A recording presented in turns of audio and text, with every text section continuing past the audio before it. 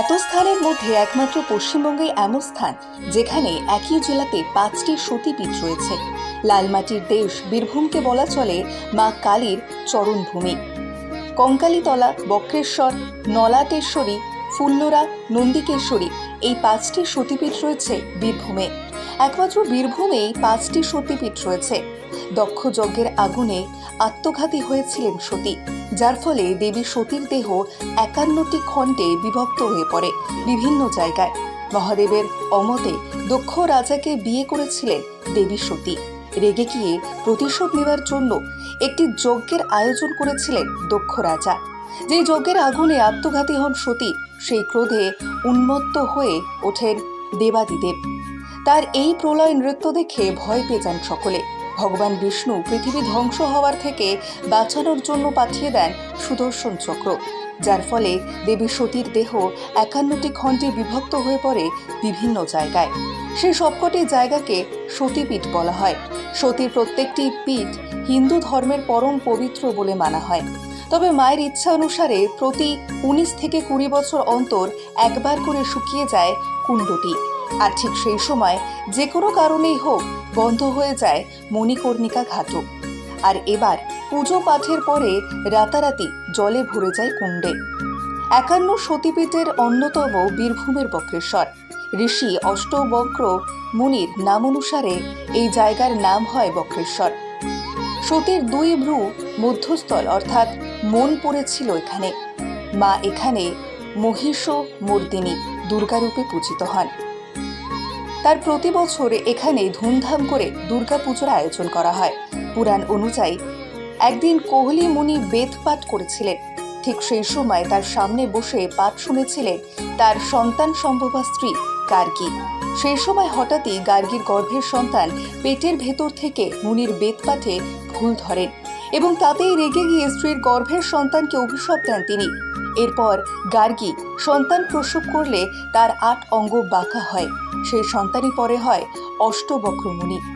এই অষ্টবক্র মুনি এই জায়গায় হাজার হাজার বছর তপস্যা করে মহাদেবের দর্শন পেয়েছিলেন। মহাদেবের নির্দেশ মতো 8 জায়গায় মাটি খুঁড়ে শরীর লেপন করে এবং দিব্যাঙ্গ রূপ পান অষ্টবক্র মুনি। সেই থেকেই এই জায়গার নাম বক্রেশ্বর। আজও বক্রেশ্বরে 8টি কুণ্ড আছে, যেখানে সারা বছর চলে উষ্ণ প্রস্রবণ। বিশ্বাস করা হয় সেখানে স্নান করলে মুক্তি মেলে নানা রূপ থেকে। আজ আমাদের প্রতিনিধিরা সেই বক্রেশ্বর মন্দিরে পৌঁছে গিয়েছিল, আর সেখানেও পুরোহিতদের কাছে নানা ঋষি মুনির ঋষি থেকে শুরু করে পৌরাণিক কালের ঘটনা তুলে ধরেছেন তারা। বলুন। ঋষি অষ্টাবক্র মুনি বক্রেশ্বর নামে খ্যাত। এই অষ্টাবক্র মাগধী থেকে পিতার বেদ পাঠে ভুল ধরেছিলেন। পিতার অভিশাপে তার 8 অঙ্গ বাঁকা হয়। সেই অষ্টাবক্র মুনি এই জায়গায় তপস্যায় সাধনায় সিদ্ধি লাভ করেছিলেন এবং শিবত্ব প্রাপ্ত হয়েছিলেন। বক্রেশ্বর বাবা আছেন নিচে, উপরে আছেন অষ্টাবক্র মুনি। ভক্তকে বড় করে বাবা এখানে নিচে ছোট হয়ে গেছে। আর এখানে সতীপীঠ, মায়ের এখানে 3 নয়নটা পড়েছিল, 2 ভ্রু মাঝখানটা। দেবী মহিষমর্দিনী মায়ের নাম। আর পীঠস্থান যেখানেই আছে সেইখানে ভৈরব আছে। মায়ের পাশে ভৈরব। এখানে ভৈরবের নাম হলো বটুক ভৈরব। কাশীতে যেমন কাল ভৈরব, তেমনি বক্রেশ্বরের বটুক ভৈরব। এই হলো বক্রেশ্বর। আর এখানে উষ্ণ প্রস্রবণ আছে, 7টা গরম জলের কুণ্ড আছে, স্নানাগার আছে। আর এখানে প্রতিষ্ঠিত শিব মন্দির প্রায় 250 থেকে 300 মন্দির আছে। এগুলো সব প্রতিষ্ঠিত। এগুলো বর্তমানে সংস্কার করেছে জেলা পরিষদ নয়, আমরা তার আগে থেকে আমরা দেখে আসছি।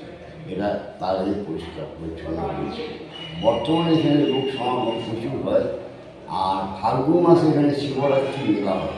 শিবরাত্রি মেলা প্রচুর ভিড় হয়। মাকুড়া, পুরুলিয়া, মেদিনীপুর লোক আসে বাবাকে পুজো দিতে। আর বাবার এখানে রেগুলার পরমাণু ভোগ আসছে। শ্রাবণ মাসে এখানে প্রচণ্ড ভিড় হয়। প্রতিটি সোমবার প্রচুর লোক সমাগম হয় এবং লাইন দিয়ে পুজো হয়। এবং শ্রাবণ মাসে বাবাকে জল ঢালতে আসে প্রতি সোমবার। এই হলো বক্রেশ্বর। আর কি বলব, আমার নাম হলো পরেশনাথ চক্রবর্তী। গ্রাম বক্রেশ্বর। বলুন। ঋষি অষ্টাবক্রমণী খ্যাত বক্রেশ্বর ধাম, এটা 51 পীঠের পীঠস্থান, সতীপীঠ, বীরভূমের যে পঞ্চপীঠ তার মধ্যে বক্রেশ্বর একটা। এবং ঋষি অষ্টাবক্রমণী খ্যাত বক্রেশ্বর ধাম কেন বললাম, ঋষি অষ্টাবক্রমণী মহাভারতের ইতিহাস। মহাভারতের ইতিহাস, ওনার নাম হচ্ছে সুব্রত মুনি, ওনার বাবার নাম প্রহন মুনি, মায়ের নাম গার্গী। উনি যখন মাতৃগর্ভে ছিলেন এত বড় পণ্ডিত ছিলেন যে পিতার বেদপাঠে ভুল হয়েছিল। পিতার অভিশাপে যখন ভূমিষ্ঠ হয়, অষ্টঙ্গ বাঁকা হয়, নাম হয় অষ্টাবক্র। সেই অষ্টাবক্র তপস্যায় সিদ্ধিলাভ করে মহাদেব শিবকে প্রকাশ করেন। ওনারই নাম অনুসারে ধামের নাম হয় বক্রেশ্বর। তো সেই বক্রেশ্বর মহাদেব এখানে শিবক্ষেত্র, এটা বৃত্ত কাশীধাম বলে। এখানে বিভিন্ন জায়গায় বিভিন্ন দিকে যেদিকেই তাকানো যায় শুধু শিবলিঙ্গ। তাছাড়াও এখানে সতীপীঠ, 51 পীঠের পীঠস্থান। বিশেষ করে মায়ের এখানে যেটা পড়েছে মনস্থান, যেটাকে বলছে থার্ড আই, যে মনস্থান মায়ের 51 পীঠের মধ্যে এত গুরুত্বপূর্ণ একটা জিনিস। আপনি যদি মনে করেন যে এই মায়ের কাছে দাঁড়িয়ে আছি, চোখ বন্ধ করে আপনি বাড়ির বারান্দার দিকে তাকান, কয়েক সেকেন্ডের মধ্যে আপনার বাড়ির বারান্দাটা আপনার মনের কাছে চলে আসবে। মন হচ্ছে আমাদের সবারই চঞ্চল, সেই চঞ্চল মনকে স্থির করার জায়গা হচ্ছে বক্রেশ্বর। এখানে মায়ের মনস্থান হচ্ছে 51 পীঠের পীঠ। এবং পীঠস্থানের পাশেই হচ্ছে ভৈরবনাথ, যে ভৈরব ক্ষেত্রপাল বটুকনাথ ভৈরব। এছাড়াও বহু সাধু সন্ন্যাসী আশ্রম রয়েছে। সাধু গুরু বৈষ্ণব প্রত্যেকেই বিভিন্নভাবে বিভিন্ন সাধনায় যুক্ত থাকেন। তারা নিজ নিজের সাধনা করতে থাকেন। এবং এই সমস্ত আশ্রম ছাড়াও এখানে বিশেষ যেটা রয়েছে বাবার কাছে গরম জল হট স্প্রিং, যে হট স্প্রিংয়ের জন্য বহু মানুষ এখানে আসেন। তাদের একটা সময় বাতের যদি কোনো ব্যথা থাকে, বাতের ব্যথা হটবাত করলে সুস্থ হয়। এবং তাছাড়াও এখানে একটা বিশেষ জিনিস আছে, যেটা হচ্ছে চারিদিকে গরম জলের কুণ্ডু, মাঝখানে একটা কুণ্ডু, যেটা জীবৎস কুণ্ডু, মানে যেখানে মৃত আত্মা জীবাত্মাই তৈরি হয়। মানে সংস্কার আছে যে সেখানে যদি কারো বন্ধা বাচ্চা তাহলে সেই জলে স্নান করলে বাচ্চা সন্তান লাভ। এটা পরম্পরায় সংস্কৃতি নিয়ে আজও চলছে।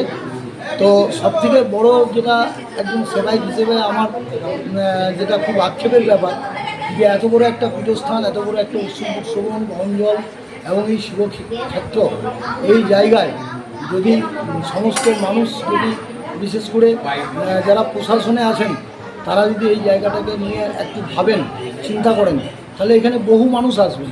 কিছু মানুষ তো থেকেই যায় যারা শুধু নিজেদের কথাটাই চিন্তা করে, কিন্তু আমরা যারা সেবায়িত আছি, গ্রামের অনেক মানুষ আছেন যারা চিন্তা করেন যে না বক্রেশ্বরের কী করে উন্নয়ন হবে, বক্রেশ্বর উন্নয়ন হবে, বক্রেশ্বরের মানুষ সর্বস্তরের মানুষ বেঁচে থাকবে।